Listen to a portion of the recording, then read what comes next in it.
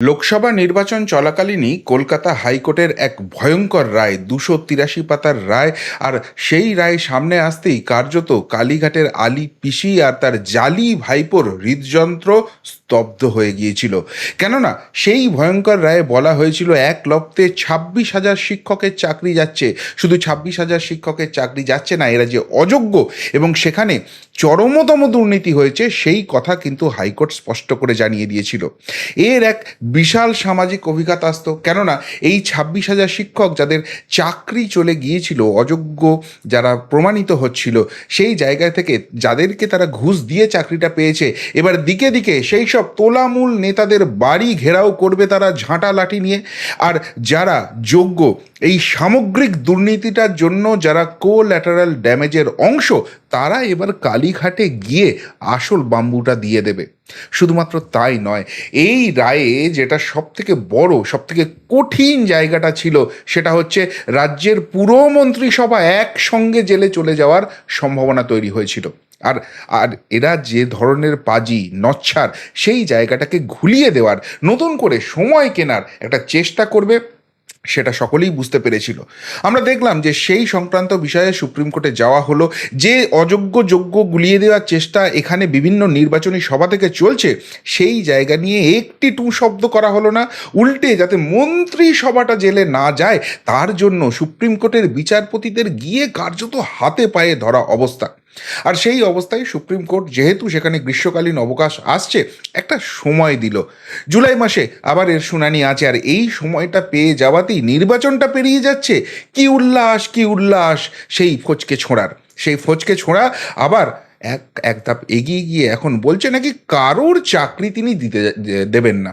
আসলে অশিক্ষিত, আসলে বাটপার, আসলে চোর জোচ্চোর হলে এই ধরনের কথাবার্তাই বলে।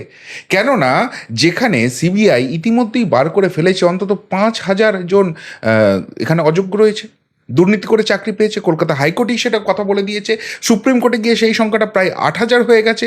তাহলে কি করে 25,000 জন, 26,000 জনকেই তিনি বাঁচিয়ে দেবেন? কোন জাদুমন্ত্রে? আসলে তারও যে জেলে যাওয়ার সম্ভাবনা হয়েছে সেটা ভালো করে বুঝতে পারছেন, আর তাই একটা সেন্টিমেন্টাল ঝড় তোলার চেষ্টা করছে। আবার এদিকে সুপ্রিম কোর্টের রায় আসার পর আমরা এদের উল্লাস দেখেছিলাম, যেন স্বাধীনতা সংগ্রাম জিতে গেছেন। ভাবছেন, বলছেন, মানুষকে বোঝানোর চেষ্টা করছেন যে কিচ্ছু হয়নি, সমস্ত কিছু সামলে নেবো, এগুলো সব রাজনৈতিক প্রতিহিংসা। সত্যি কি তাই? সুপ্রিম কোর্ট তো একবারও বলেনি সিবিআই তদন্ত বন্ধ করো।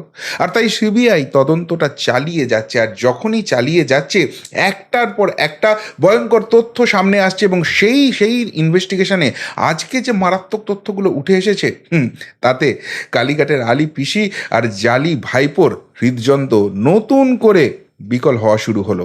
কেন? শেষ অবধি দেখুন এই প্রতিবেদন। ছত্রে ছত্রে থাকতে চলেছে চমক। নমস্কার, প্রিয়বন্ধু মিডিয়ায় আপনাদের স্বাগত, এবং আপনারা দেখছেন প্রিয়বন্ধু বাংলা, সত্যের সন্ধানে সর্বদা আমি শুদ্ধশীল। বন্ধুরা, আপনারা জানেন যে এই তদন্ত প্রক্রিয়ায় এর আগেই যে সংস্থাকে দায়িত্ব দেওয়া হয়েছিল, নাইসা বলে যে সংস্থা এর দায়িত্ব ছিল, তাদের সার্ভার ইতিমধ্যেই সিবিআই সিজ করে নিয়েছে। সেই কাজটা অবৈধ, এইটা প্রমাণ করার জন্য লক্ষ লক্ষ কোটি কোটি টাকা খরচ করে আইনজীবীদের এনে গুলিয়ে দেওয়ার চেষ্টা করা হয়েছিল, কিন্তু কলকাতা হাইকোর্ট বা সুপ্রিম কোর্ট কেউই সেটার মান্যতা দেয়নি। এই নাইসার যে সার্ভার, নাইসার যে হার্ড ডিস্কগুলো ছিল, সেগুলো যে সিজ হয়েছিল এবং সেগুলো যে যথাযথভাবে হয়েছিল, সেটা সিবিআইকে কিন্তু গ্রিন টিক দিয়ে দিয়েছিল। এবার সিবিআই যেটা করেছে সেটা হচ্ছে কমিশনের সার্ভারটা সিজ করে নিয়েছে।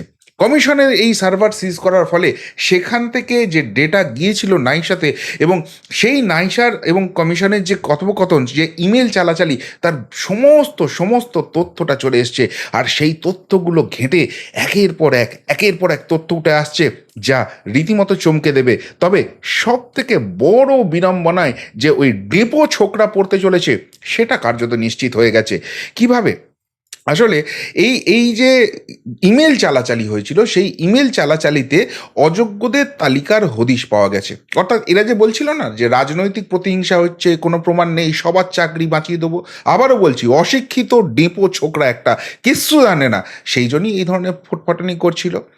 এই কমিশনের সার্ভার থেকে ইমেল গেছে নাইসাতে, নাইসার হার্ড ডিস্ক থেকে সেইগুলো উদ্ধার হচ্ছে। অর্থাৎ এই যে কমিউনিকেশনটা হয়েছে সেটা আজকে এস্টাবলিশ, এবং সেখানে কমিশনের তরফ থেকে পুরো মেল করে লিস্ট পাঠানো হয়েছিল গ্রুপ সি, গ্রুপ ডি, অন্যান্য পদে কোন শিক্ষকের কোন নাম্বার বাড়াতে হবে, কত নম্বর বাড়াতে হবে, কি ব্যাপার, সমস্ত কিছু তথ্য এখন সিবিআইয়ের হাতে চলে এসছে। এবং সবথেকে মারাত্মক যে ব্যাপারটা, সেই সেই যে ইমেল চালাচালি হয়েছে সেখানে ভয়ঙ্কর ভয়ঙ্কর সব নাম উঠে এসছে। এদের মধ্যে দুজন ইতিমধ্যেই গ্রেপ্তার হয়ে গেছে, তৃতীয় একজনের নাম এসে গেছে, এবং সেই হচ্ছে এখানে ক্রুশিয়াল পার্সন কে তিনি আসছি, সেই ব্যাখ্যায় অবশ্যই আসছি।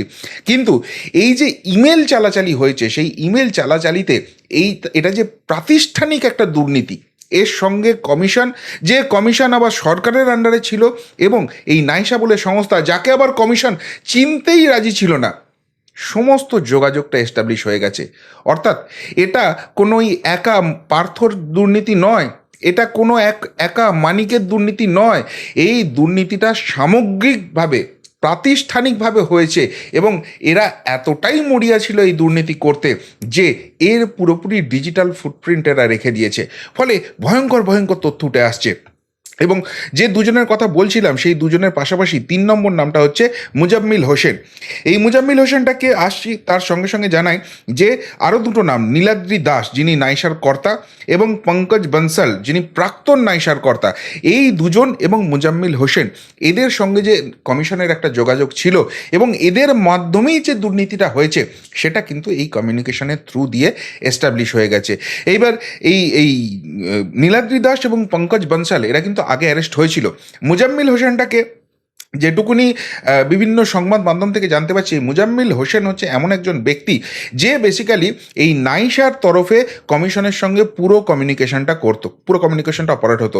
অর্থাৎ কমিশনের তরফ থেকে যে নির্দেশিকা মেলগুলো যেত যে এদের নাম্বার বাড়িয়ে দাও, এদের সঙ্গে জোচ্চুরি করো, এদের র্যাঙ্ক জাম্পিং করে দাও, এদের যে ওই SC ST উমেন কোটা আছে সেগুলো কেটে দিয়ে জেনারেল কোটা, এই যে বিভিন্ন রকম দুর্নীতি, পুরো পুরো যে কমিউনিকেশনটা সেটাকে এই মুজাম্মিল হোসেনের সঙ্গে পাওয়া যাচ্ছে। এবং শুধুমাত্র মুজাম্মিল হোসেন যে ওখানে কমিউনিকেট করেছেন নাইসার হয়ে কমিশনের সঙ্গে যোগাযোগ করেছেন তাই নয়, কমিশনের যে কর্তারা ছিল তাদের সঙ্গে পার্সোনাল ব্যক্তিগত লেভেলে অত্যন্ত ঘনিষ্ঠতা ছিল, সেই সমস্ত কিছু চলে এসছে। অর্থাৎ ওই যে ডেপো ছোকরা গলা বাড়িয়ে বলে যাচ্ছে না যে 25,000-এর চাকরি বাঁচিয়ে দেবো, কারুর গায়ে হাত পড়বে না, আরে কারুর গায়ে হাত পড়বে নাকি, সবার আগে তো তোমার গায়ে হাত পড়বে।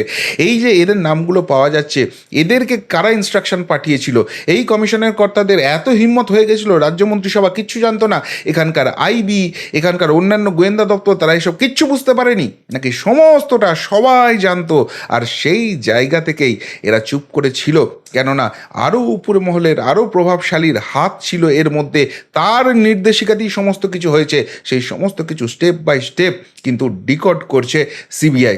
আর সেই ডিকোড করার প্রসেসে সব থেকে বড় গুরুত্বপূর্ণ যে জায়গাটা হচ্ছে সেটা হচ্ছে এই যারা অযোগ্য বলে ইতিমধ্যেই এই কমিশনের যে সার্ভার সিজ হয়েছে, ইমেল কমিউনিকেশন হয়েছে, সেখানে যে লিস্ট পাওয়া গেছে, সেখান থেকে যে তালিকার যাদের নামগুলো আছে তাদেরকে নোটিশ ধরাতে শুরু করে দিয়েছে সিবিআই।